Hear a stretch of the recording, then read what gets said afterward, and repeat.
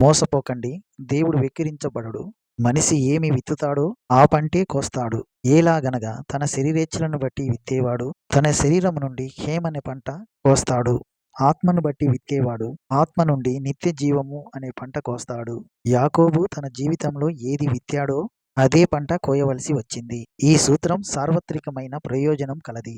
నీవు గోధుమలు విత్తితే గోధుమ పంట వస్తుంది. గురుగులు విత్తితే గురుగుల పంటే వస్తుంది. పల్లేరు కాయలు విత్తితే పల్లేరు పంటే. ఫరో ఏమి విత్తాడు? హెబ్రీయుల జ్యేష్ఠ కుమారులను హతమార్చాడు. అతనికి ఏమి సంభవించింది? మరణదూత వచ్చి అతని కుటుంబంలోని జ్యేష్ఠ కుమారుణ్ణి సంహరించాడు. అహబురాజు తప్పుడు అభియోగాలు మోపి నాబోతును చంపిస్తే అతని రక్తాన్ని కుక్కలు నాకాయి. అప్పుడు దేవుని ప్రవక్త అయిన ఏలియా బయలుదేరి అహాబు రాజు దగ్గరికి వచ్చాడు. కుక్కలు నాబోతు రక్తాన్ని ఎక్కడ నాకాయో అక్కడే కుక్కలు ఆహాబు రక్తం నాకుతాయి. అక్షరాల అలాగే జరిగింది. దావీదు జీవితంలో కూడా ఇదే నియమం పనిచేసింది.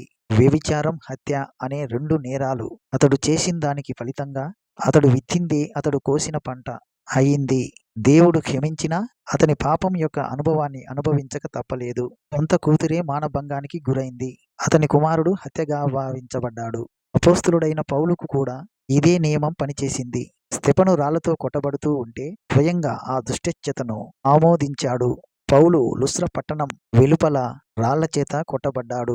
అతడు చచ్చిపోయాడు అని చెప్పి అతన్ని అక్కడే పడేసి వెళ్ళిపోయారు. సార్వత్రికమైన ఈ గడ్డు నియమాన్ని యాకోబు అనుభవించక తప్పలేదు. తన యుక్తి, తన వంచనా శిల్పం ప్రయోగించి తనకు కావాల్సినది సంపాదించుకున్నాడు. తనకు ఎంతో తెలివి ఉందని త్రుళ్ళిపడి మెరిసిపడ్డాడు. అయితే తను ఏ విత్తనం వేస్తాడో అదే పంట కోస్తాడు. ఏశావులాగా నటించి తన తండ్రిని మోసం చేయలేదా? తండ్రిని మోసం చేసినందుకు ఇల్లొదిలిపెట్టి పారిపోవలసి వచ్చింది. అలాంటి ప్రవర్తన దేవునికి ఇష్టం లేదు. తాను చిన్నవాడై ఉండి పెద్ద కొడుకులాగా వేషం వేసుకుని నటించలేదు. ఇప్పుడు పడకటింట్లో లాబాను పెద్ద కూతురు చిన్న కూతురులాగా పడకలోకి వచ్చింది.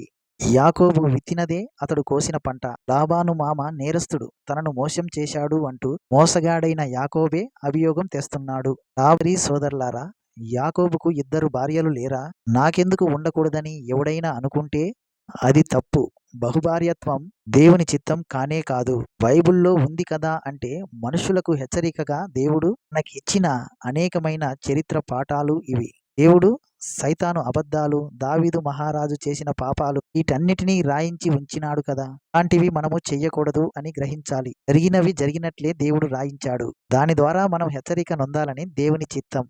ఇవి మనం తెలుసుకొని వారు చేసిన తప్పులు మనం చెయ్యకుండా జాగ్రత్త పడాలి. యాకోబు 2 భార్యల వలన ఎన్ని ఇబ్బందులు ఎదుర్కోవలసి వచ్చిందో అది కూడా మనం వినబోతాము. యాకోబు చేసినదంతా విత్తనమైతే దాని పంట అతడే కోసుకున్నాడు. చేసుకున్న వారికి చేసుకున్నంత.